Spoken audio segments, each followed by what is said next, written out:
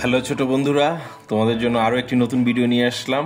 ভিডিওটি তোমরা যদি করতে চাও তাহলে তোমাদেরকে একটা জিনিস খেয়াল রাখতে হবে, সেটা হচ্ছে একটা গ্রাফট করে নিতে হবে। তোমরা গ্রাফট করতে চাইলে প্রথমত তোমাদেরকে স্কেল নিয়ে এরকমভাবে দুইটা লাইন ব্যবহার করতে হবে, একটি স্ট্রেট লাইন আর একটি স্লিপিং লাইন। স্ট্রেট লাইনটাকে একদম সোজা লম্ব আকৃতিতে দিতে হবে এবং স্লিপিং লাইনটা হচ্ছে দিগন্ত রেখা, তার মাঝখানে আমি ড্র শুরু করছি। প্রথমে দেখো একবারে মিডল বরাবর আমি দিয়েছি একটা সার্কেল, এরপর স্কোয়ার, তারপর স্কোয়ার, তারপরে সার্কেলের উপরে আমি একটা স্ট্রেট লাইন দিলাম, অনেকটা বাস্কেটের মতো করছি। এরপর তোমাদেরকে দেখতে পাচ্ছ তোমরা খুব সাদা মাটা ভাবেই আমি কাজটা করছি। এরপর আরও একটি সার্কেল দিয়েছি, আমি দিগন্ত লাইনের উপরে সার্কেলগুলো দিচ্ছি। আমি আরও একটি সার্কেল দিয়েছি, আমি আরও একটি সার্কেল দিচ্ছি। তুমি দেখো সার্কেলগুলো আস্তে আস্তে যতটুক দূরে যাচ্ছে তত ছোট হচ্ছে সার্কেলগুলো। ঠিক একই রকমভাবে তোমরা দিতে থাকো, তাহলে তোমাদের যে ছবির মেজারমেন্টগুলো অটোমেটিকলি ঠিক হয়ে যাবে। এখানে আমি এখন রাস্তাটার কাজ করছি, তারপরে তোমরা দেখতে পাচ্ছ আমি গাছের কাজ করছি। আমরা অনেক সময় ছবি আঁকি, ছবি আঁকার সময় আমাদের মেজারমেন্ট ঠিক থাকে না। ইটস ভেরি ইম্পর্টেন্ট, আমাদেরকে মেজারমেন্ট ঠিক রেখে কাজ করতে হবে। সামনের থেকে অবশ্যই দূরের জিনিসগুলো ছোট হয়, কিন্তু কীভাবে ছোট হয় সেই জিনিসটা বুঝি না। সেজন্য আমি তোমাদেরকে সবসময় গ্রাফটে কাজ করানোর চেষ্টা করি। আমি আরও একটি ঘর আঁকলাম, আমি কলা গাছ আঁকলাম, আমি এখানে খড় আঁকতেছি, আমি আরও একটি গাছের কর্নারে খড় আঁকছি। তো তোমাদেরকে সবসময় একটা জিনিসই মনে রাখতে হবে, সেটা হচ্ছে যে গ্রাফটের কোথায় কোন জিনিসটা বসেছে এবং মানুষগুলো কিভাবে বড় থেকে ছোট হয়েছে। তোমরা দিগন্ত লাইনটা দেখলে খুব চমৎকারভাবে বুঝে যাবে, খুব সহজ মনে হবে তোমাদেরকে, তাহলে তোমাদের ছবিতে এত ভুল হবে না। তো আমি এখন মোটামুটি গ্রাফটে হালকা করে গ্রাফটগুলো করেছি। এখন আমি গ্রাফগুলো যখন করি তখন পেন্সিলগুলো খুব হালকা করে দিই, কারণ আমি ইরেজ করে পেন্সিলটা মুছে ফেলবো। আবার সব সময় না, ওয়াটার কালার করলে তখন ইরেজে করি না সচরাচর, কিন্তু হালকা করি যতটুকু সম্ভব। কখনো প্রেশার দিয়ে কাজ করবে না, কখনো প্রেশার দিয়ে কাজ করবে না পেন্সিলের। তো এখন আমি সাইন পেনে চলে গেলাম। দেখতে পাচ্ছ আমি সাইন পেনের প্রথম বাস্কেটের উপরে অংশটা করছি, তারপরে বক্সের মতো করে অনেকগুলো দিয়ে উপরে ঘাস বা ওরকম কিছু একটা নিয়ে যাচ্ছে গরুর জন্য বা বাসায় বা সবজি, তোমরা যে কোনো একটা কিছু ধরে নিতে পারো। এবার দেখো আমি হালকা একটু ধরে ধরে কাজ করতেছি, একটু মনে করো যে স্ট্রেট লাইনগুলোকে একটু কার্ভের মতো বাঁকা করে বা একটু ন্যাচারাল বিষয়টা যেন টাচ আসে, সেই জিনিসগুলোকে আমি করার চেষ্টা করছি।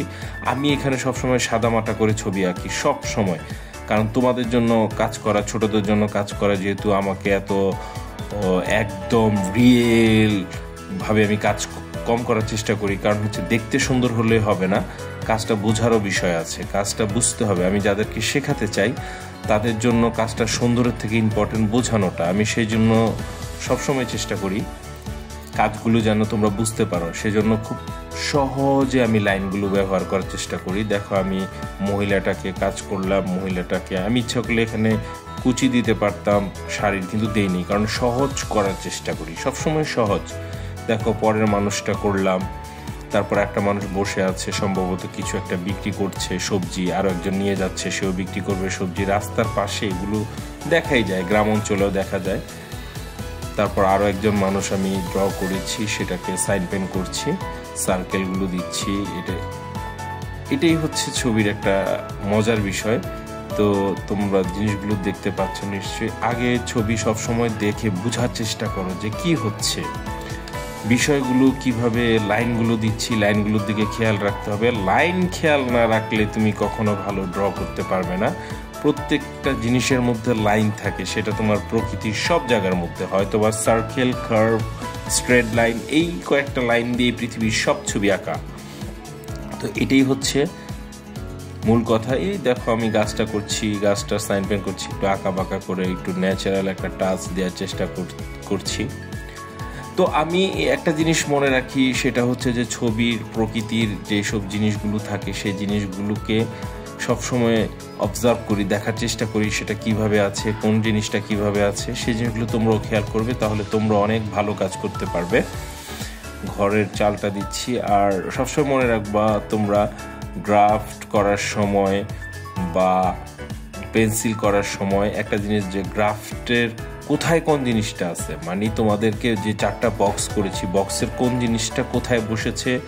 তারপরে অবশ্যই তোমাদেরকে আরেকটা জিনিস মনে রাখতে হবে, সেটা হচ্ছে যে পেন্সিল করার সময় অবশ্যই হালকা করে করবে।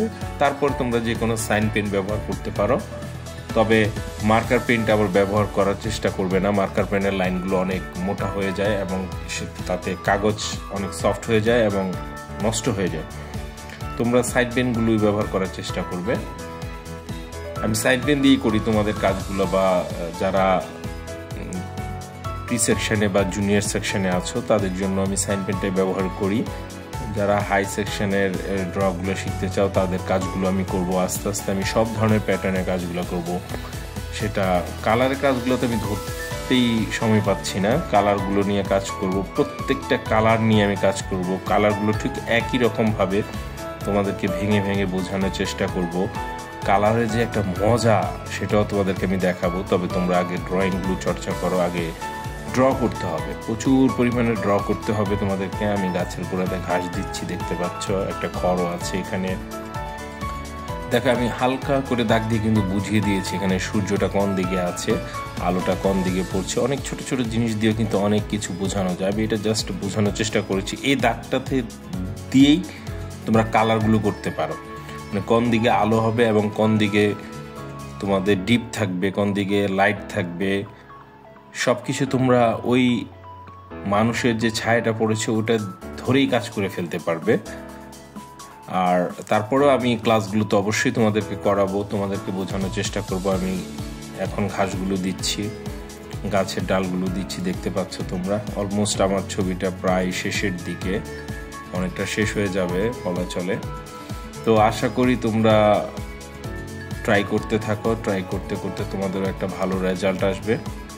আর আমি সবসময় চাই তোমরা ভালো কিছু করো, আর সেই জন্য অবশ্যই তোমাদেরকে প্রচুর পরিমাণে ড্র করতে হবে। আমি সানটা দিয়ে দিলাম, ছবির প্রায় ফিনিশিং টাচের দিকেই আমি আছি।